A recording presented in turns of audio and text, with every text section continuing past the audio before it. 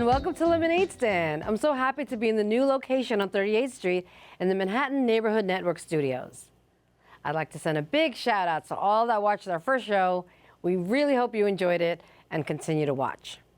And for more information, you can scan the QR codes shown here.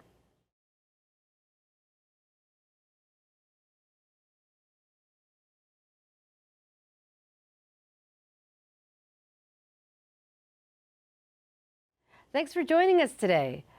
Our guest is Alexandra Frederick, better known as Alex. Alex and I met in the mid-90s.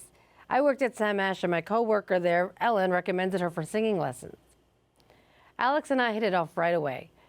I remember showing up for lessons one day and she had sheet music played out for me in the key of A minor. I love that we were so in tune with each other, pun intended. As a teacher, she has an ease about her that makes you feel comfortable as a student. And she was very generous to show me some basic chords on the piano to help accompany me with my singing. Besides her being my piano and singing teacher, we became friends. I went to her gigs, we would see live shows together, lots of fun. As the years moved on, the lessons kind of came to a halt. What can I say? Life got in the way. Even though we were not in contact for a while, Alex did not hesitate when I reached out to her when my father passed away. She played piano for me as I sang I Will Remember You by Sarah McLachlan. And I was thrilled when she came to my mother's house for my birthday/listening party for my CD, Uptown Mix. Reconnecting with Alex again felt like we didn't miss a beat. Although I'm not singing much these days, our friendship remains. And I continue to go to her gigs or just hang out sometimes. And most recently, we collaborated on some new projects, so stay tuned for those. And without further ado, here's Alexandra Frederick. Welcome, Alex. Thank you so much for being here today. So happy that you are. Oh, it's nice to be here. Great. Thank you for inviting me. Yes. I appreciate that. Good. So we're going to go right into the questions here. Far away. So please tell us about yourself. Let everyone know who's watching today who you are and a little bit about how your interest in music began. And if you remember, your first gig. Oh boy, that was a while ago. Sure. I'm a singing pianist, and I work piano bars and private parties. I entertain people. I've been doing this a long time, but I started out actually as really a piano player when I was very small. My parents were very smart, and they took some money they were given, and they got a lovely refurbished Steinway. Oh, wow. And it was probably the nicest thing in our house, but they got that. And so I started playing with it, and I loved the sound so much that, of course, I wanted to study. And I was bugging my mother for lessons every day, you know, saying, is my lesson today? And we had a wonderful teacher at the school. Nice. So this is in New Haven, Connecticut. And so I started playing piano when I was really young. And then I started singing in choirs. We moved to England when I was about 9, and I started singing in the church choir. And then because I could read music, I started singing in the school choir and leading the school choir and doing that sort of thing. So my first actual gig was at our local church choir. Nice. And I was the head chorister, and I was 14 years old. Wow. And I think I made £2 a week, which is approximately $2 or $3 now, I think, and a little packet, and that's how I started. Yeah, that's such a great story. Yeah. And what was the other part of your question?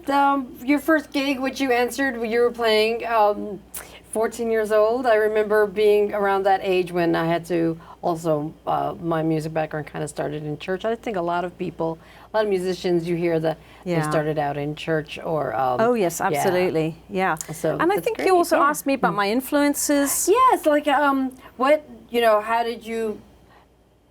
I know you said you fell in love with your Steinway, right? Yeah. But what furthered that, like, interest of music? So, when I was a child, as I mentioned, in New Haven, and I think I was about 7 years old, or maybe a little bit younger even, my parents went to the ballet in New York, which was a big deal because they never went anywhere. But they went to the ballet in New York, and they came back with a record, a real vinyl record of Swan Lake.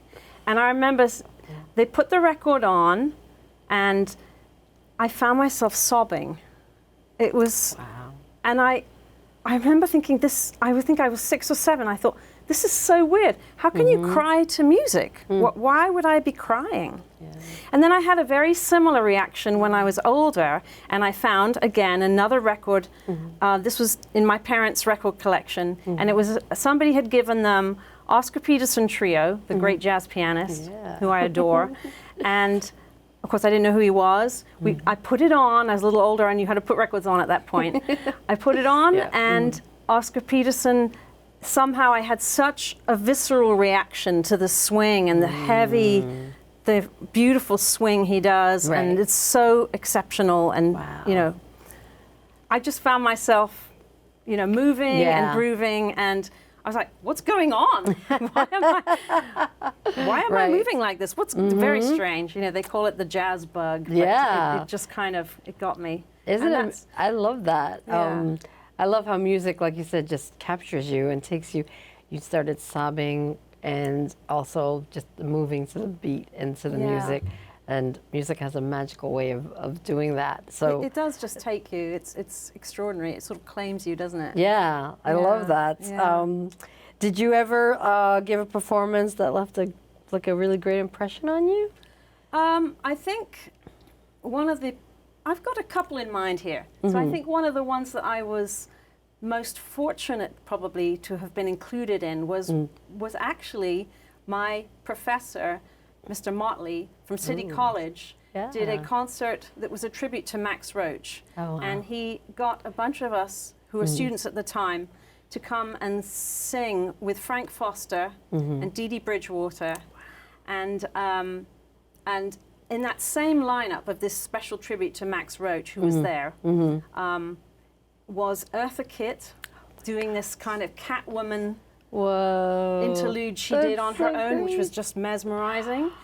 And there were all kinds of incredible luminaries like Lionel Hampton. But I had this moment where I met Harry Belafonte backstage, and I got to talk to him, and that's amazing. That was a fantastic.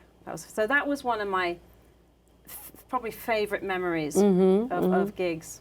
That's a great memory. No, it's not really my gig, but it was something that I was included in that was really extraordinary. And you know, I've had some really good experiences, so I'm pretty lucky. I had some crazy experiences because I didn't mention, but I also took up double bass when I was about 12 in England, and I studied double bass, and I have a degree in double bass. But oh, you do? Okay. I do. It's crazy. But I don't play it anymore. But I think I loved it, and it was a wonderful instrument. Yeah. Anyway, early days when I was at college in England, I was in a hot club style quartet, which is, I don't know if you knew Django Reinhardt and Stefan Grappelli, and they did the hot club gypsy jazz. Oh, no. And they had, you know, a group. Well, we had a group that was very similar. It was 3 guys and me, and we got invited to play in the cellars of Trinity Hall College, Cambridge. Okay. So we went down there to do this gig, and they decided at the last minute that it would be great fun if they got Alex, who was playing bass, into a thing that looked like a grizzly bear outfit. So I climbed into the bear suit. Oh my goodness. And of course the bear suit had big fat rubber fingers. So I'm playing the bass, you know, trying to play the bass rubber fingers. And this is a little embarrassing, but I also smoked at the time. I think I was like 19, and I smoked cigarettes. And there was a little place at the top of the double bass by the scroll where you could, 2 strings came tight together, you could stick your cigarette up there and it would burn away while you were playing. And so in between trying to play the bass with these rubbery fingers, I was also reaching for my cigarette and trying to smoke it through my grizzly bear mask. That's a funny story. Oh my goodness. Little, you know. That's fun. I love it. That's such a great story. Oh my goodness. The things you confess. See what you do to me. You draw this out of me, Karen. Do you still have the grizzly outfit now? I didn't. I walked away from that. It was such a disastrous gig. I was sweating like a pig inside, and I walked away from the grizzly bear outfit, and I never. Is that what turned you off from playing the bass again? No, I'm joking. That's not the entire. No, I'm joking. So, Alex, I know you wear many hats. You're a teacher, performer, director, producer. So which hat do you like wearing best, and why? Oh, that's a great question. So, yes, I have directed in the past. I've directed shows and musicals with school groups and theater groups and children and adults. But I wouldn't say that's my strength really. Right. Although it's fun to work with people, but I mostly, you know, perform as a singing pianist and teach, and I teach piano and singing. Right. And I have to say, I love playing out, but I also really value having students because the ideas they come with, you know, Yeah, that's and nice. their take on things and the suggestions for different repertoire. Yeah. So I can pull that into my performing repertoire. Right. And also, I think as I perform, people, because I work piano bars, people come up to me and they want certain songs, and so then I Yes. get ideas, and that goes into the teaching. So it's a Gotcha. sort of give and take. That's you know. nice, I yeah. think the things work together. And it's, Yeah. I'm sure it's fun to hear the students' ideas and interests because it's something you probably didn't think of. And, you It's know. wonderful. Yeah. You know, it's such a conversation. It's just a lot of back and forth. It's Cool. wonderful. That's great. So, if you could play in any venue in the world, or where would your next gig be if you could play in any venue in the world? And would you be playing for any special person, living or deceased? And who would you invite to this performance? I know that's a mouthful right there, but please fill us in. Well, I have to be honest. I think it's such a great question, but as a musician, my take on it is really more, who would I like to play with? Ah, okay. And yes. I hate to keep saying Oscar Peterson, but if Oscar Peterson were alive, Aw. and because he was such an incredible accompanist, if I could sing jazz with somebody like that, and the band that the different bands he had, or Eliane Elias, the incredible jazz pianist from Brazil, who's just, you know, won so many awards. I would love to have the honor to sing or play with one of them. You know, I mean, she's a great pianist, so I would probably sing, but I would love to work That with them. sounds And then great. as far as a venue, I really like, you know, small places. I love the intimate settings, you know, Yes. of piano bars and small rooms. I think like I supper think they're clubs wonderful. or like more Yeah. intimate. I know what you mean. Yeah, yeah. But there was Yeah. one time when I was in Greece many years ago, and we were just going out for the evening. It was just a holiday, really. And I went into this incredible restaurant that was, I think, in Santorini, and it was up in the mountains. I mean, the mountains. It was up in the hill, and it looked out over the ocean, and you could see the sunset.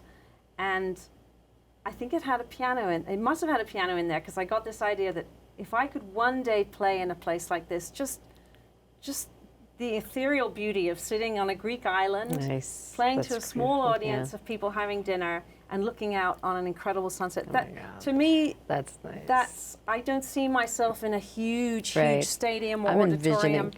I'm envisioning I that see right now. myself That's nice. in yeah. Santorini or somewhere.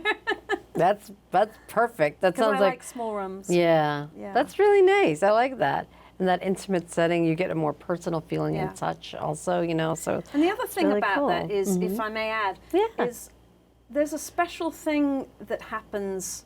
You asked me about people who I'd like to play for. I love when I'm playing at the piano bar that I play at right now, which is Don't Tell Mamas. And sometimes something really magical happens, and somebody will come in, and there'll be a sort of really interesting thing that happens. Like one time I was playing, and many of these things have happened, but one time I was playing, and a lady came up to me. She was actually sobbing, and I thought, oh dear.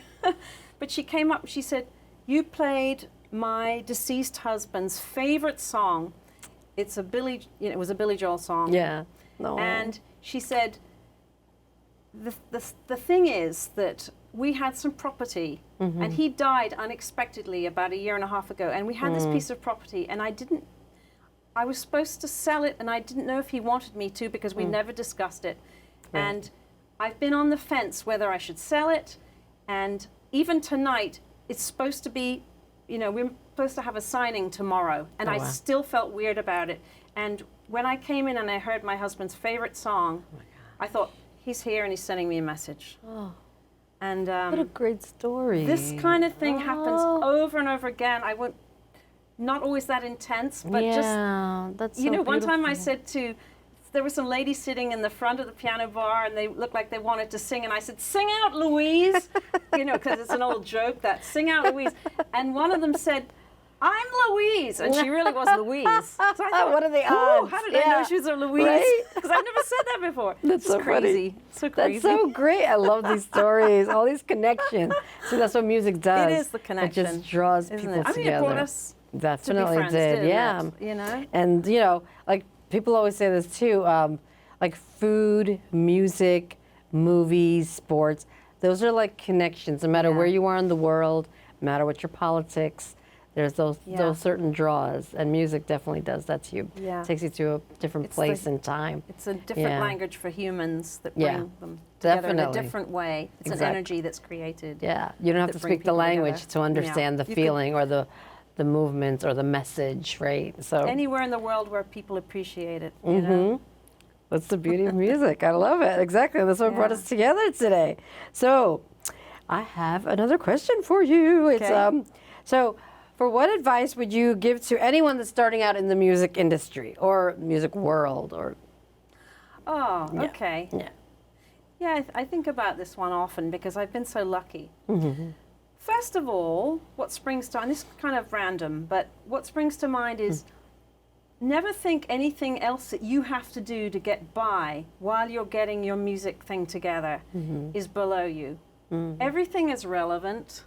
You will use everything, even if you do jobs you hate, which I did many of those kind of jobs for many, many years before I figured out how I could make a living at music. Yeah. You will use what you learn from those jobs for your life skills, and that will help your music.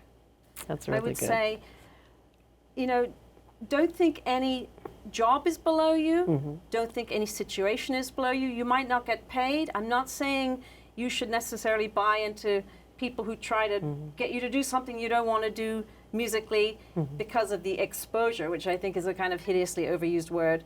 But do it if you have a reason to do it, if you think it will put you in touch with certain people or it will improve you, or just it's a good thing to do. You just, Yeah. your gut feeling is trust your gut. Always Yeah. trust your gut.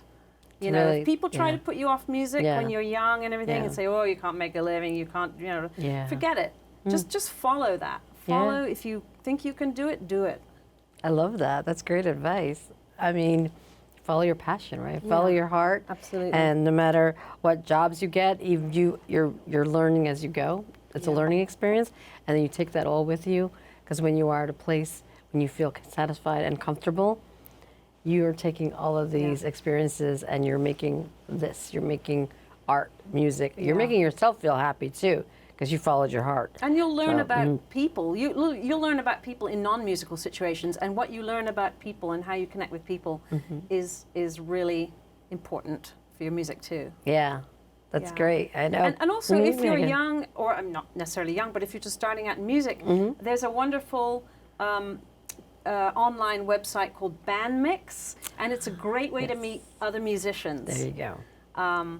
So get on Bandmix, do a free page, and You hear that, folks? you know, Cool. It's a Get good way out to there. start. Yeah, good way to start. Get out and it's always what do they say, to be in the company of people that have the same interests of you.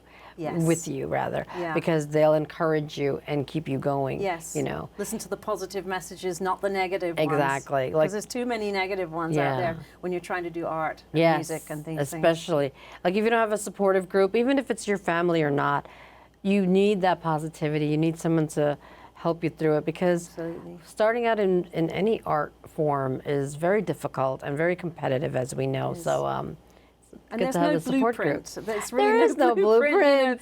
Yeah. You take Elton John or Michael Jackson Right. or Rachmaninoff or whatever.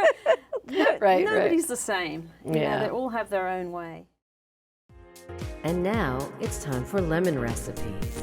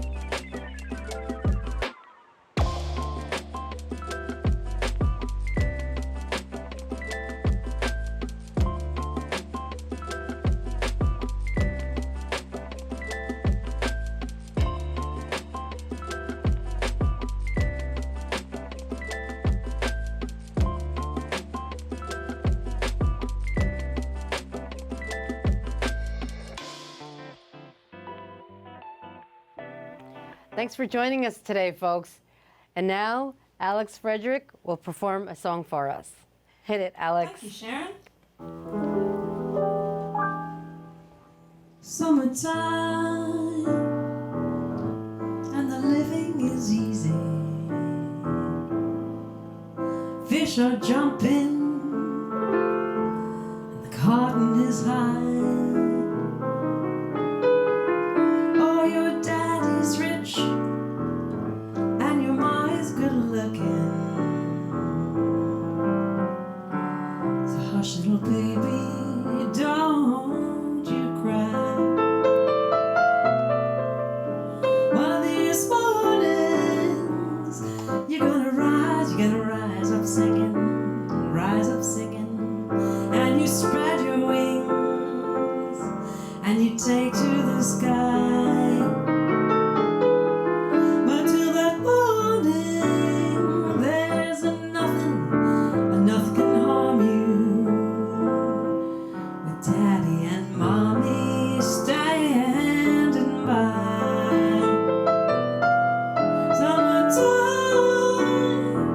Summertime, and the living is easy. Fish are jumping, and the cotton is high. Oh, your daddy's rich, and your ma's so good looking. So hush, little baby, don't you cry. Don't you cry now.